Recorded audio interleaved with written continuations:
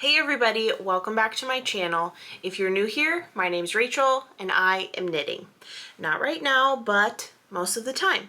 And I have been knitting, so therefore I'm just going to tell you all about it in today's episode of the podcast, episode 9. Yes, episode 9. So, wouldn't be a podcast if I didn't tell you I have my podcast notes in my knitting journal. I'll tell you that basically every other use for this knitting journal has gone out the window. I stopped tracking the days that I wore my knits, which was the thing I was most excited about using this knitting journal for. Yeah, I really thought this time would be different. At the beginning of this is not what I plan to talk about at the beginning of the podcast. It's not in my notes, but we're gonna talk about it. Okay, so at the beginning of the year, I got this journal. I set it all up, inspired by Leslie of Knit California. I used it religiously, January, February. In March, it got a little bit difficult, and then in April, just, nothingness. So, okay, in the before times, before 2020, I was like such an adamant planner user and notebook user, and then after that, like, my organization has just evaporated. I don't know where it went. So yeah, whenever people have said, oh, I'm gonna use my planner, and then by March or April, the motivation will just die out, I always thought, how does that happen? Well, guess what? It happens to me now too. So I'm sorry that I ever was confused by this. But anyway, I have my notes in my podcast knitting page, my knitting journal on the podcast section.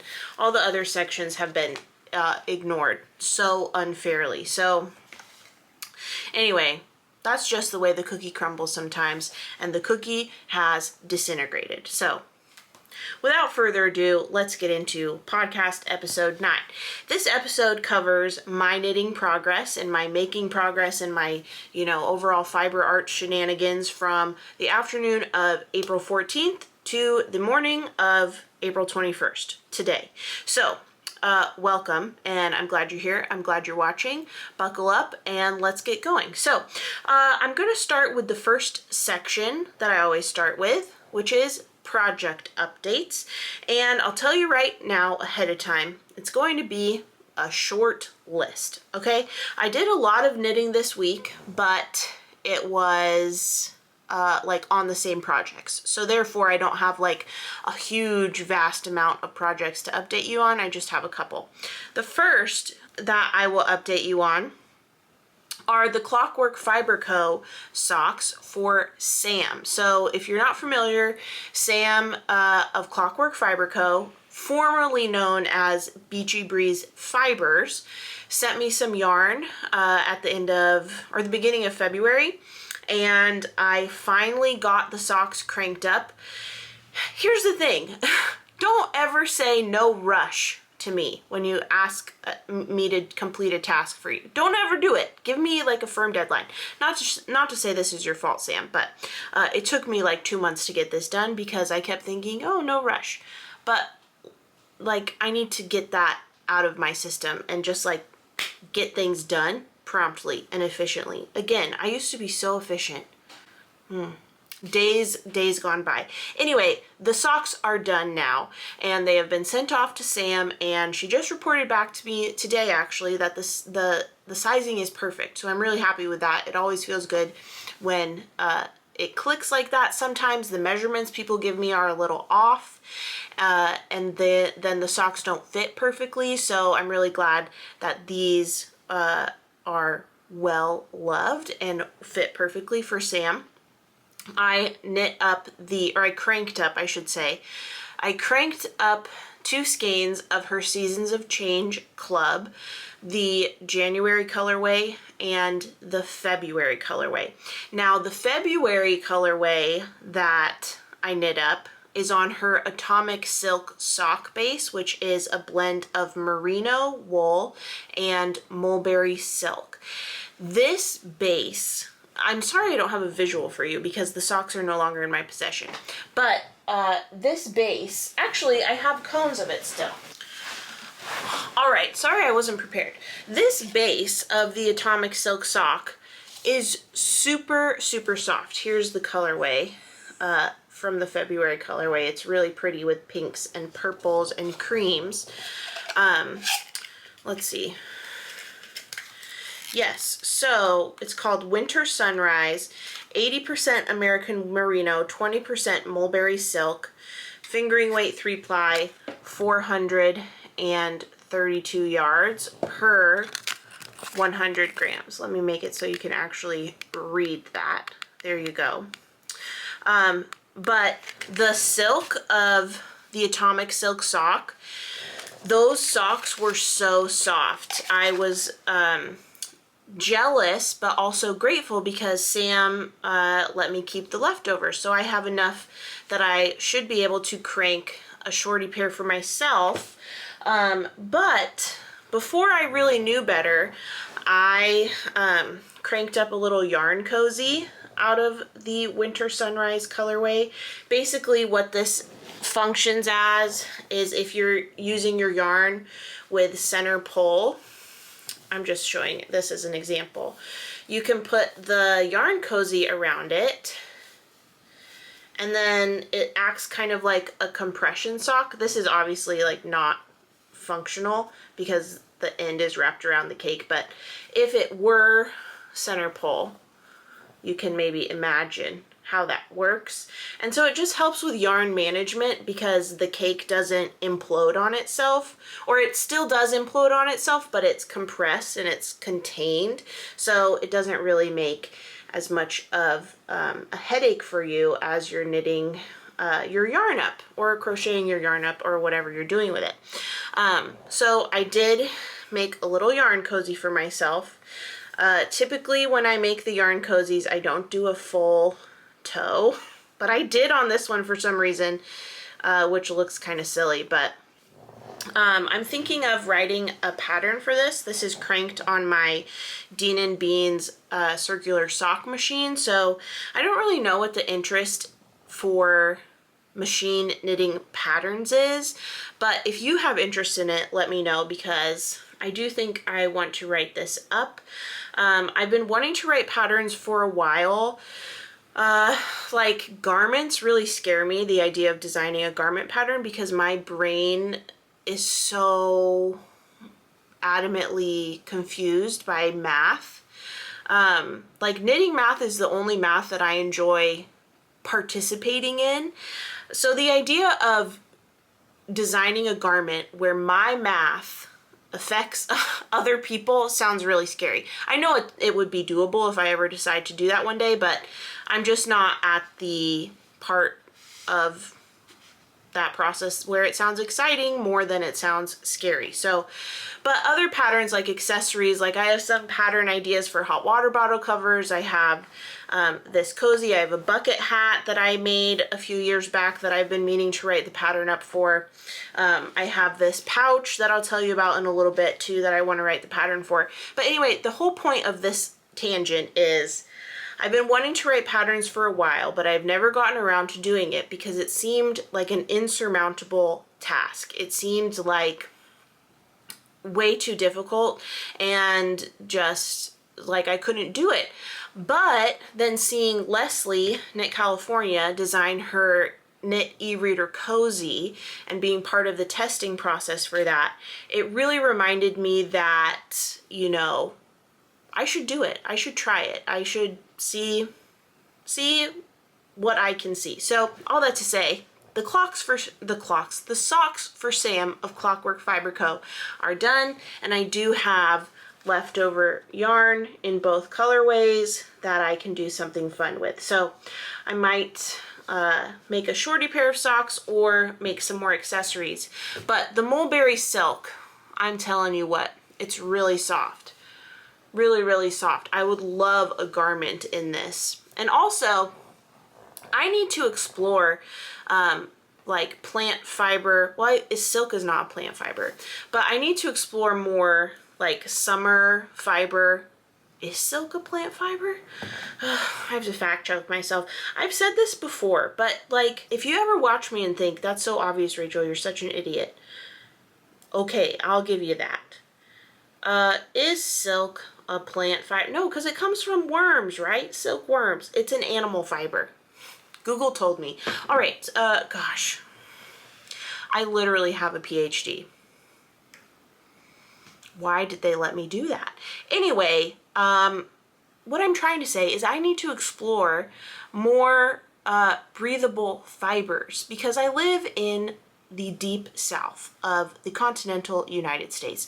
I live in a subtropical climate, and gosh darn it, I need to figure out silk and cotton and bamboo and linen, okay? Because as much as I love wool, I need to be realistic and maybe knit with a few other fibers that I can wear without, you know, dying. Those are just the facts. I will say I've gotten pretty used to wearing my knits, my woolen knits outside. Like, I was wearing a worsted weight merino wool cardigan in 80 degrees the other day and I felt fine. I don't know what's happening to me. But anyway, I need to focus. Let's stop getting off on these rabbit trails and focus. Silk. I want to learn more about it. I want to knit with it more. Okay, there we go. And now I know that Sam has, oh my gosh, this atomic silk base that sounds, that feels amazing. Long story short, this base feels really good and I would love to know more about silk yarn and use it more and have it more in my knitting portfolio. Okay, all right, great. Hopefully I can edit this to not be such a train wreck. Let's move on. The next project that I would like to update you on is my J-Pod Orca. So let me grab that for you. I have been working pretty diligently on this over the course of this week, and I've made significant progress from last week's episode. I showed you that I was at the beginning of the intarsia section.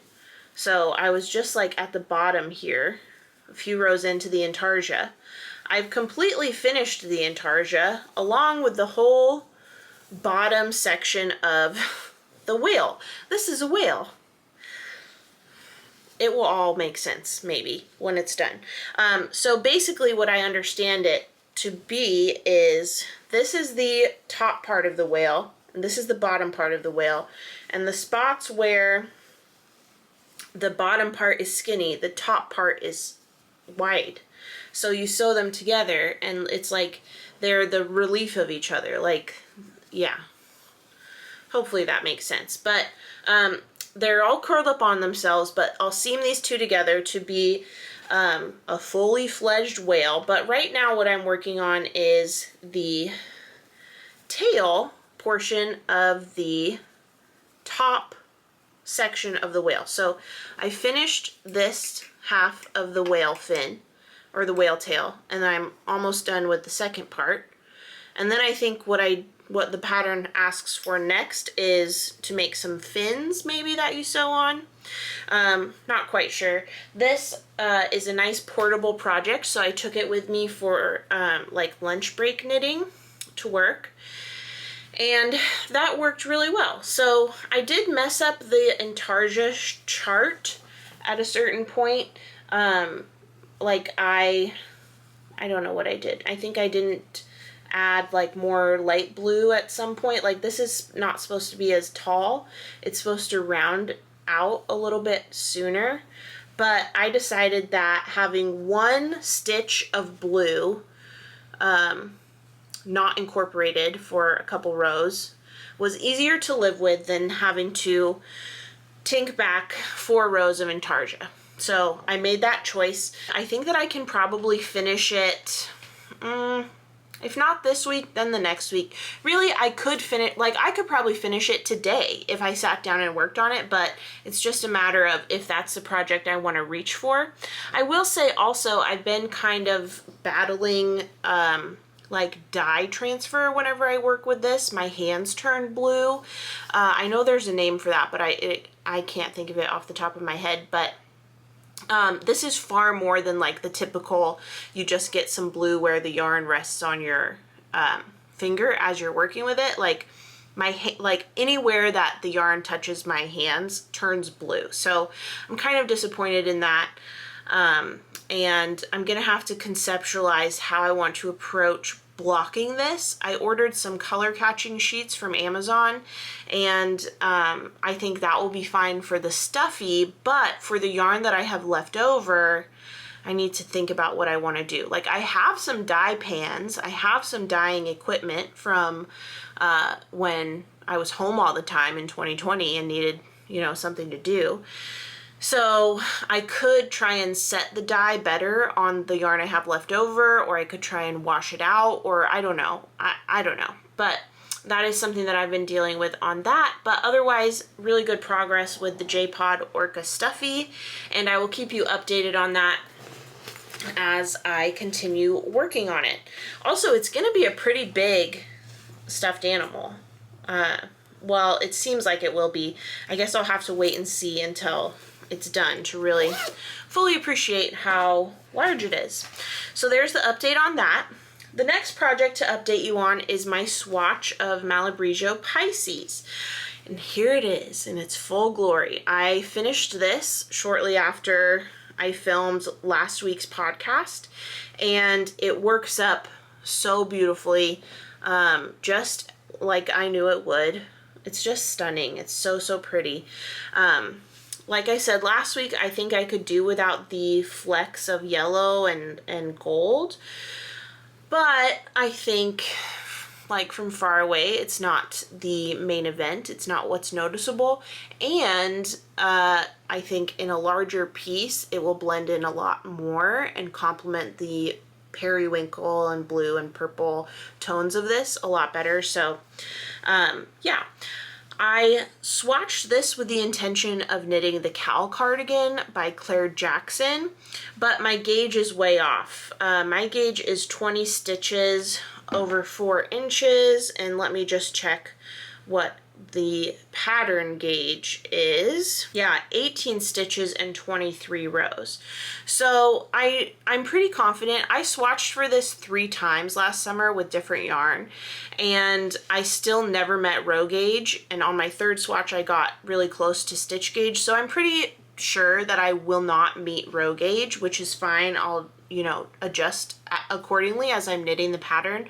But since the pattern gauge is 18 stitches and I have 20 stitches, I think it's worth just going down a needle size and swatching again.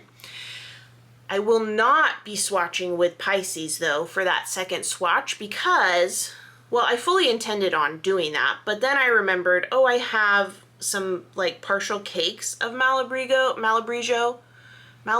slash Malabrigo, whichever one it is. I have some partial cakes from leftovers of different projects, so I'm just gonna swatch with those instead of using up my beautiful Pisces yarn, and then we'll see what that swatch tells me. So this was knit up on US size 6, so I think if I go to a US size 5, that will be a lot closer to the stitch gauge called for in the pattern. Also, quick tip about swatching. Some of you may know this already, but I add the amount of purl bumps that corresponds with the size needle I knit this on. So this was knit on US size 6, therefore I added 6 purl bumps. So when I just have, you know, a pile of swatches and I have no memory of what size I knitted on, I can refer to the purl bumps. And then I also add these little tags, and I add the stitch gauge, the row gauge, the needle size, how it was blocked, and when it was made, because my gauge changes, you know. A gauge swatch that I made in April of 2020 is going to be different than a gauge swatch I made in April of 2024. So that's the information I put on that label, and I also put the yarn that I used. I will say also that, what was I gonna say also? Oh, I know. The reason why I add this tag, even though all that information is going to be there, I could count these stitches over and over again. But if I put the tag on, then it's just easy to see, oh, okay, this is 20 stitches over 4 inches, instead of having to count how many stitches are over 4 inches every time I want to look at this gauge swatch. So that's just handy for me. Pro tip if you need some swatching organization help. Yeah, so the plan for that swatch is to redo it on US size 5 and see what gauge I get. All right, the last project that I'm going to update you on, and really the main event of the project update section, is my field day cardigan. I think when I showed this to you last week, I maybe had done the first buttonhole. Surely not the second buttonhole. I'm not sure. Maybe I did do the second buttonhole already, but I've made even more progress, and I just finished the first row of the hem ribbing. So I'm going to go ahead and try this on for you so you can see where I am.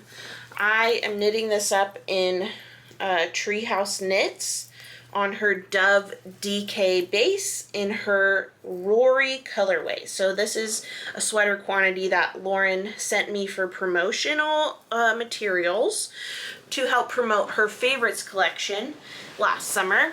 And I tried to knit it up in a field day.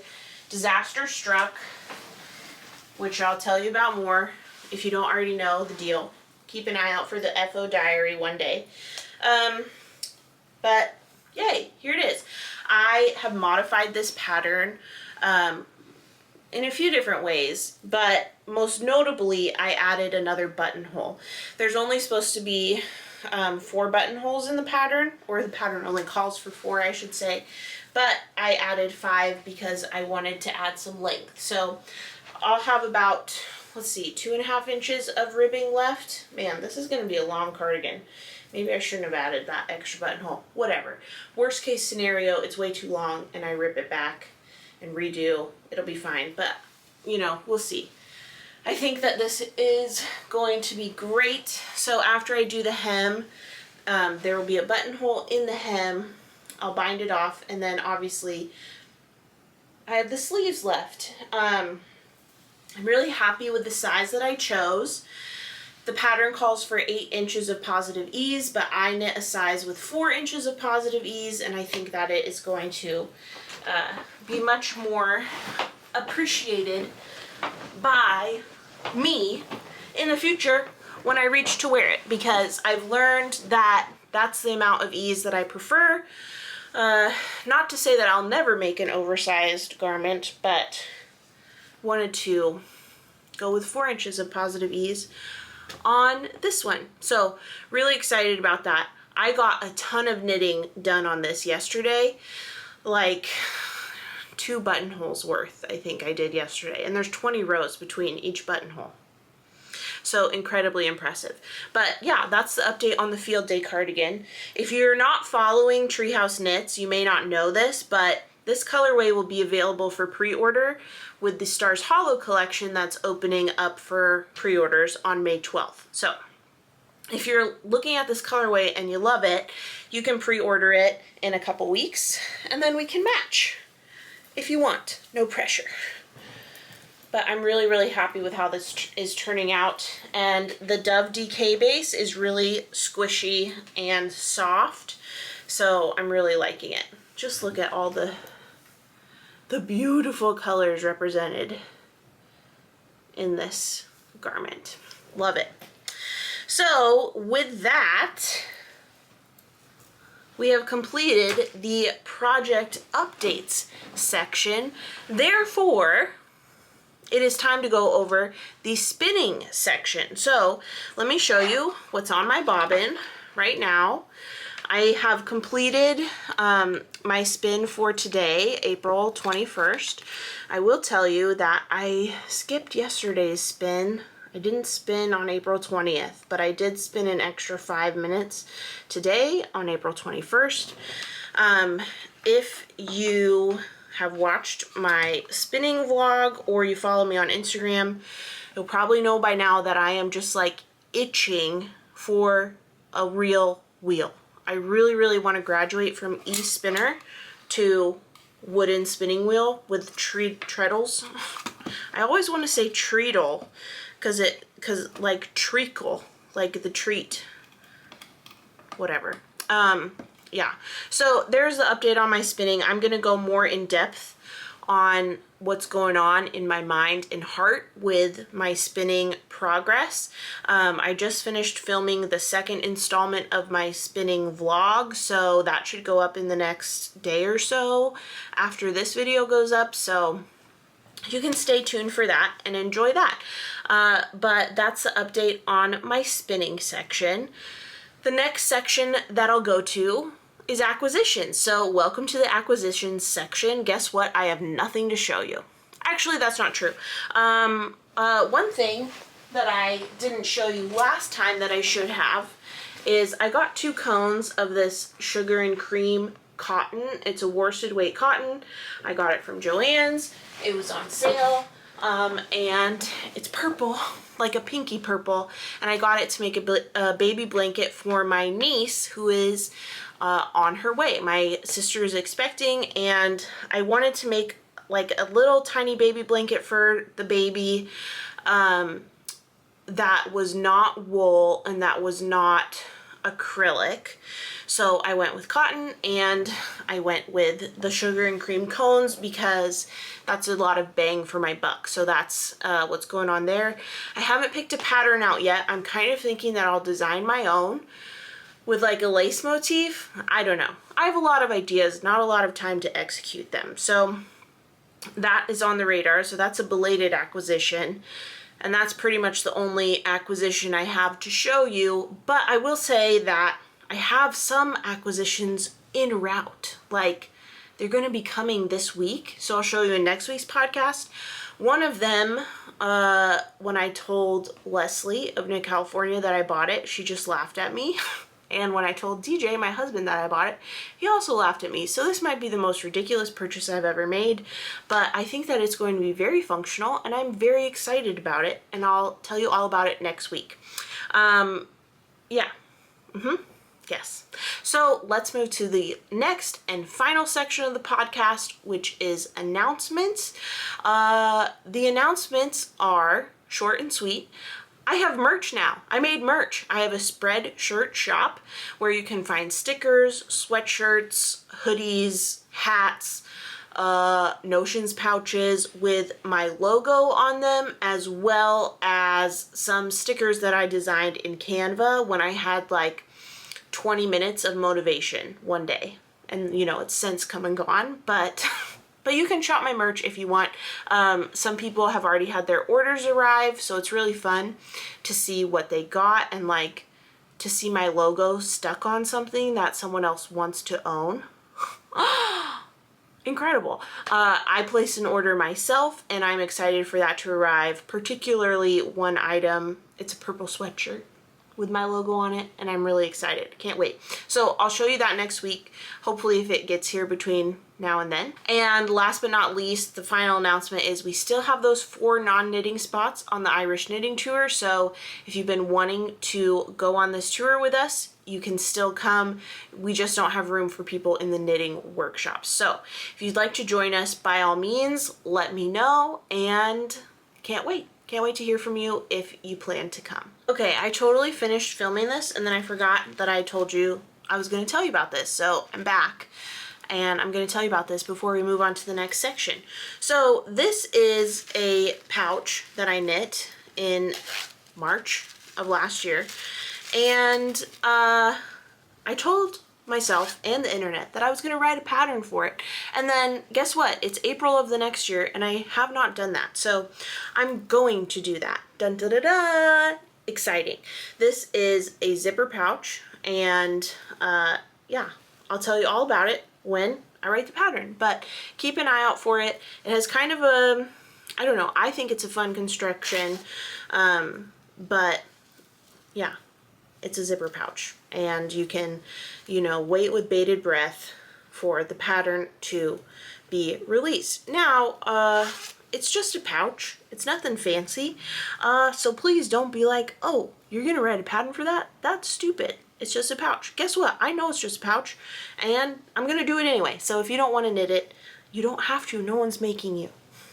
But I am going to write pattern anyway. All right, back to our regularly scheduled programming, to my former self filming. Good day.